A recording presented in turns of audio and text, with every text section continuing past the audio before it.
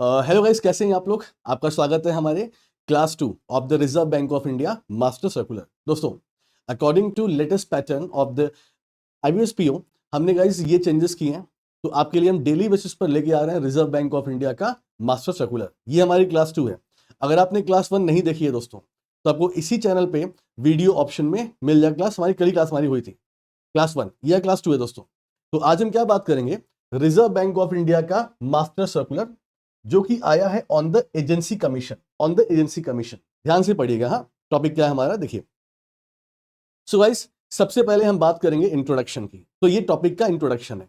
अब यहां दोस्तों क्या बोल रहे हैं, देखो बोल रहे हैं कि the Reserve Bank of India, the Reserve Bank of India carries out the general banking business of the central and the state government. ठीक है दोस्तों, अगर आपके एग्जाम में कभी क्वेश्चन आता है कि हमारे देश में सेंट्रल गवर्नमेंट है या स्टेट गवर्नमेंट है, इनका बैंक कौन है, तो इनका bank reserve Bank of India होता है। यानी हमारे भारत सरकार के जो बैंकिंग सर्विसेज हैं वो reserve Bank of India handle करता है। तो रिजर्व बैंक ऑफ इंडिया खुद करता है दोस्तों। और इसके अलावा तो बस through its own offices and through the offices of the agency bank. इसका बेटा मतलब क्या हुआ, इसका मतलब तो ये हुआ कि रिजर्व बैंक ऑफ इंडिया ने ये रिस्पॉन्सिबिलिटी कुछ बैंक को दी है, कुछ बैंक को एजेंट बनाया है कि भाई हम तो करते ही हैं, आप भी करो। तो आप भी गवर्नमेंट ऑफ इंडिया के बिहाफ पर काम करो, उनकी डीलिंग करो, और अगर आप डीलिंग करोगे तो आपको हम कमीशन भी देंगे। ठीक है। तो गाइस क्या बोल रहे हैं यहाँ पे, तो रिजर्व बैंक ऑफ इंडिया दोस्तों ये खुद काम करते हैं, सेंट्रल का, स्टेट का, और इसके साथ साथ ये काम बांटने के लिए जो और अदर बैंक्स हैं, अब चाहे प्राइवेट बैंक हो चाहे गवर्नमेंट बैंक हो, तो इनको भी एज ए एजेंट इनसे भी काम करवाते हैं। ठीक है, और इन्हें कमीशन मिलता है दोस्तों। अब क्या बोल रहे हैं, तो बेटा रिजर्व बैंक ऑफ इंडिया जब किसी एजेंसी बैंक को हायर करता है, अपॉइंट करता है, तो under the section 45 of the Reserve Bank of India act 1934 ये क्वेश्चन आपका बन सकता है फिर कि reserve Bank of India agent bank को कैसे अपॉइंट करता है, किस सेक्शन से, किस एक्ट से। तो section 45 of the Reserve Bank of India act 1934। तो एक पॉइंट ये याद रखिए। ठीक है, तो कॉन्सेप्ट क्लियर है कि reserve Bank of India central और स्टेट के बैंकिंग सर्विस डील करता है, ये खुद करता है, और साथ में कुछ बैंक को भी हायर करता है एज ए एजेंट बैंक, जो गवर्नमेंट के बिहाफ पर गवर्नमेंट के लिए ट्रांजैक्शन करते हैं। ठीक है, अच्छा, तो ये हो गया इंट्रोडक्शन दोस्तों। आगे देखिए अब क्या है, वाई न्यूज। तो हम ये क्यों पढ़ रहे हैं दोस्तों इंफॉर्मेशन, तो आज की हमारी इंफॉर्मेशन क्या है दोस्तों, देखो लिखा है कि रिजर्व बैंक ऑफ इंडिया जो है इसके बदले में एजेंसी कमीशन, यानी इन बैंकों को बेटा कमीशन पे करता है। ठीक है, तो एजेंसी बैंक को बेटा कमीशन पे करता है for the government business handled by them. यानी जो ये एजेंट बैंक हैं, जो ये गवर्नमेंट ऑफ इंडिया के जो बैंकिंग सर्विस डील करते हैं, इन्हें बदले में कमीशन मिलता है। तो ये इंफॉर्मेशन है। अच्छा, अब दोस्तों क्या है, तो अब मेन इंफॉर्मेशन देखो, मेन इंफॉर्मेशन क्या है, तो रिजर्व बैंक ऑफ इंडिया ने दोस्तों क्या कर दिया है, इंक्रीज कर दिया है एजेंसी कमीशन। यानी जो ये बैंक हैं, जो इन्हें कमीशन मिलता था दोस्तों, तो उस कमीशन से अब ज्यादा कमीशन मिलेगा। ठीक है, by conducting government business such as revenue. अब बेटा क्वेश्चन क्या बनता है कि सर कौन कौन से सर्विस, मतलब जो बैंक्स होते हैं ये गवर्नमेंट के कौन कौन से सर्विस को हैंडल करते हैं दोस्तों।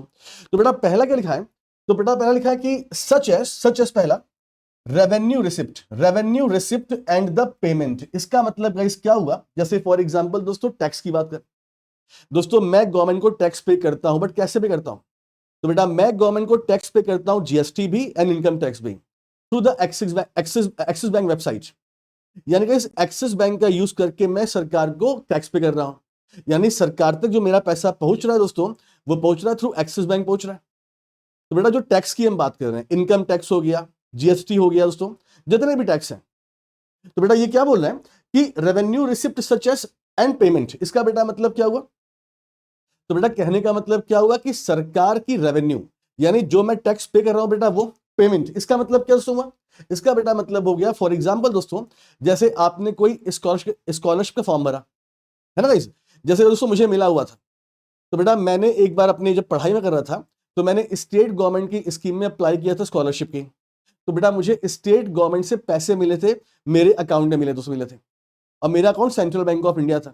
तो बेटा भारत सरकार भी दोस्तों बहुत सारे पैसे पे करती है, for example scholarship, for example cylinder पे सब्सिडी दोस्तों, है ना, फॉर एग्जांपल विधवा पेंशन्स। तो बेटा गवर्नमेंट ऑफ इंडिया को जो टैक्स हम पे कर रहे हैं उसकी बात हो रही है, एंड गवर्नमेंट ऑफ इंडिया जो हमें सर्विस पे कर रहा है उसकी बात हो रही है। तो बेटा इन दोनों में बैंक आ रहा है बीच में। ठीक है, पेंशन पेमेंट, इसका बेटा मतलब क्या हुआ, भाई हमारे देश में सेंट्रल गवर्नमेंट के, स्टेट गवर्नमेंट के एम्प्लॉय होते हैं जिनको पेंशन आती है। तो बेटा भारत सरकार जो है इन बैंकों के थ्रू पेंशन आगे बढ़ाती है, ठीक। एंड अदर अदर ट्रांजेक्शन, इसका बेटा मतलब क्या हुआ? अदर, इसका बेटा मतलब मैं एग्जांपल दे रहा हूं आपको, जैसे guys small saving schemes, small saving schemes example PPF account, Sukanya Samriddhi Yojana, हाँ, नेशनल सेविंग सर्टिफिकेट, किसान विकास पत्र। दोस्तों ये सब स्कीम गवर्नमेंट ऑफ इंडिया की है, ठीक। यानी ये सब स्कीम हमको मिलती है पोस्ट ऑफिस में। लेकिन दोस्तों अगर मान लीजिए हमारे घर के आसपास पोस्ट ऑफिस नहीं है बट बैंक है, तो बेटा भारत सरकार ने बैंकों को क्या बोला है कि आप हमारे बिहाफ पर पैसे का लेन देन कर सकते हैं। तो बेटा ये अदर में एग्जाम्पल में आ जाएगा। तो मैं आपको यहां पर यह समझा रहा हूं कि मतलब वो कौन कौन से सर्विस हैं जो कि बैंक हैंडल करते हैं भारत सरकार के और as well as state government के, ठीक है, क्लियर है? आगे देखिए। अब दोस्तों ये क्यों हुआ है? The move aim to encourage agency bank to improve efficiency in the handling government services. यानी इससे क्या होगा? इससे बैंक और इनकरेज होंगे और भारत सरकार की और स्टेट गवर्नमेंट की सर्विसेज को अच्छे से हैंडल करेंगे, ठीक है। तो ये गाइस न्यूज हमारी है। अब हम लोग बात करेंगे कि कमीशन में क्या चेंजेस हुए दोस्तों, उसकी हम बात करेंगे, ठीक है। देखिए की चेंजेस, तो बेटा चेंजेस क्या है? पहला पहला for revenue receipt and payment transactions in electronic mode, online mode दोस्तों, ठीक। The agency commission has been raised from the 9 to 12 rupees, यानी बेटा 12 रुपए। तो पहले कमीशन 9 रुपए था, तो 9 से बढ़ा के 12 कर दिया गया है पर ट्रांजैक्शन के हिसाब से, ठीक है। सो बेटा यहां पर क्या हम बात कर रहे हैं? Revenue and receipt. अगर ये बैंक से हम ऑनलाइन कर रहे हैं, जैसे फॉर एग्जांपल दोस्तों मैंने आपसे क्या बोला कि मुझे टैक्स पे करना होता है, तो मैं अपने बैंक के वेबसाइट पे जाता हूं और वहां से मैं टैक्स पे करता हूं। सो गाइस इसका मतलब बेटा क्या हो गया कि मैंने ये ऑनलाइन किया ना, इलेक्ट्रॉनिक मोड में किया। तो इलेक्ट्रॉनिक मोड में दोस्तों अभी तक क्या था? पर ट्रांजेक्शन बैंक को 9 रुपए, तो बेटा 9 रुपए से बढ़ा के इसे 12 रुपए कर दिया गया है पर ट्रांजेक्शन, ये पहला चेंज। बट ध्यान देना ये आपका ऑनलाइन मोड की बात हो रही है, ठीक है। अच्छा नेक्स्ट दो, for the physical mode transactions to the revenue, बड़ा ये आपका ये क्या बोल रहे हैं? For the physical mode the commission remain ₹40 per transaction. अच्छा इसका बेटा मतलब अगर हम बात करते हैं फिजिकल मोड की, तो फिजिकल मोड में जो कमीशन है वो उतना ही है, 40 पहले था, 40 अब भी है दोस्तों। अब यहां बेटा फिजिकल मोड का मतलब क्या हुआ दोस्तों? तो बेटा एक तो मैंने क्या बोला कि भाई मेरे पास नेट बैंकिंग है, मैंने उसका यूज किया और टैक्स पे किया गवर्नमेंट को।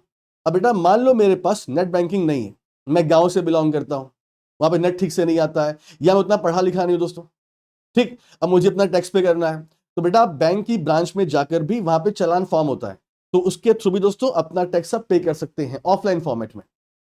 तो बेटा कहने का मतलब फिजिकल मतलब ऑफलाइन। तो बेटा इस केस में पर ट्रांजैक्शन जो कमीशन थी वो 40 पहले थी, 40 अब भी है, इसमें कोई चेंजेस नहीं किए गए दोस्तों, ठीक है। आगे बढ़िए, next information, for pension payment relating to the central state government the commission has increase from the 75 to 80 rupees per transaction. इसका बेटा मतलब क्या हुआ? अब दोस्तों यहां पर पेंशन की बात हो रही है, तो भारत सरकार या स्टेट गवर्नमेंट, क्या आप एम्प्लॉय हैं, आपको पेंशन मिलती है, एम्प्लॉय थे आप, आपको पेंशन मिलती है। तो बेटा पहले क्या था कि पेंशन केस में पर ट्रांजैक्शन 75 रुपीज कमीशन था, इसको बढ़ा के 80 रुपए कर दिया गया है, ठीक है, 75 से 80। अब बेटा फिर क्या बोल रहे हैं? फॉर अदर पेमेंट, जो मैंने आपको एग्जांपल दिया था like small saving scheme, the commission rate has been raised from 5 पैसे टू 7 पैसे पर 100 टर्नओवर। हाँ इसका मतलब पर 100 रुपए पर दोस्तों, पर 100 रुपए। तो बेटा यहां क्या बोल रहे हैं कि हर 100 रुपए पर पहले कमीशन था कितना? 5 पैसे, अब बेटा इसको बढ़ा के 7 पैसे कर दिए गए हैं दोस्तों पर 100 रुपए। जैसे बेटा फॉर एग्जांपल मैं बैंक में गया और मैंने 1000 रुपए का ट्रांजैक्शन किया, 1000 रुपए का, यानी बेटा कहने का मतलब क्या हुआ? मैंने 1000 किया, तो बेटा 1000 का मतलब इनको 70 पैसे मिल जाएंगे दोस्तों पर ट्रांजैक्शन। तो 100 रुपीज पर 100 रुपए के ट्रांजेक्शन पे इनको बेटा पहले 5 पैसे थे, अब 7 पैसे कर दिए गए दोस्तों। तो 5 पैसे से बढ़ाकर 7 पैसे पर 100 रुपीज ट्रांजेक्शन कर दिया गया दोस्तों। अच्छा अब बेटा क्वेश्चन क्या बनेगा? ये जो गाइडलाइंस है ये कब से एप्लीकेबल होंगी? तो बेटा ये गाइडलाइंस आपकी एप्लीकेबल होंगी फ्रॉम द अप्रैल 1 25, तो 1 अप्रैल 25 से ही से माना जाएगा, ठीक है। तो ये थी हमारी इंफॉर्मेशन दोस्तों, रिजर्व बैंक ऑफ इंडिया का master circular class 2 for the agency bank commission. तो गाइस आई होप कि आपको हमारा ये कॉन्सेप्ट, ये वीडियो अच्छा लगा होगा। एक बात और गाइस देखिए, दोस्तों अनअकैडमी पर हमारा नया बैच आ रहा है for the IBPS PO mains and clerical, ठीक है। और ये आपका निश्चय बैच के नाम से है, इसमें प्री भी है, मेंस दोनों है इसमें। और गाइस ये बैच हमारा 4 तारीख से लाइव हो रहा है, 4 तारीख से, ठीक है। तो गाइस अनअकैडमी आपको बेटा इसमें ऑफर दे रही है कि अगर आप हमें 1 साल के लिए ज्वाइन करते हैं, क्योंकि देखो ये बैच है दोस्तों, इसके बाद आपका इंटरव्यू बैच आएगा, फिर स्टेट बैंक ऑफ इंडिया, तो पूरे साल भर आपके बैच आएंगे, ग्रामीण बैंक दोस्तों। तो आपको अलग अलग फीस पे करने से अच्छा आप गाइस 1 साल के लिए अनअकैडमी ले लीजिए हमारा 3499 में दोस्तों। आपको इसकी लिंक मिल जाएगी डिस्क्रिप्शन में, आप वहां पे जाएंगे, लिंक पे क्लिक करेंगे दोस्तों, तो आपको आप ये 1 साल के लिए अनअकैडमी हमारा ले सकते हैं। तो बेटा इसमें आगे आने वाले जितने बैच हैं सब कुछ आपको मिलेंगे, फ्री ऑफ कॉस्ट मिलेंगे। बस एक काम करिएगा, जब आप पेमेंट करने जाए तो हमारा कोड डाल देना AVP, तो इससे बेटा आपकी फीस कम होकर इतनी हो जाएगी, और फिर आप क्लास में दोस्तों हमारे आके आराम से पढ़ सकते हैं। आपको बेटा बेनिफिट क्या मिलता है, देखिए अगर आपने 1 साल के लिए हमको ज्वाइन किया तो 1 साल में जितने हमारे बैच आएंगे for the IBPS, RRB, state bank of India, interview batches, pre mains, crash courses, सब कुछ आपको बेटा मिलता रहेगा। इसके अलावा हमारे कुछ इंडिविजुअल बैच है, लाइक पाथ फाइंडर बैच मेरा है, वो भी आपको फ्री ऑफ कॉस्ट मिल जाएगा। इसके अलावा दोस्तों आपको 10,000 प्लस प्रैक्टिस क्वेश्चंस बेटा मिलते हैं इसमें, जो कि subject wise and topic wise आपको अवेलेबल है अनअकैडमी प्लेटफॉर्म पे दोस्तों, ठीक। Get access to 1000 plus questions catering to the exam like SBI, तो बेटा ये सब को मिल रहा है, फ्री ऑफ कॉस्ट मिल रहा है। तो गाइस अभी जाकर आप इस बैच को एनरोल कर लीजिए विदाउट एनी डाउट। आपको दोस्तों हम पढ़ाएंगे, टोटल 1,10,000 बच्चों को हम सिलेक्शन दे चुके हैं अब तक, तो आप भी इसमें आ सकते हैं guys. Thank you so much, मिलते हैं आपसे नेक्स्ट वीडियो में। थैंक यू दोस्तों।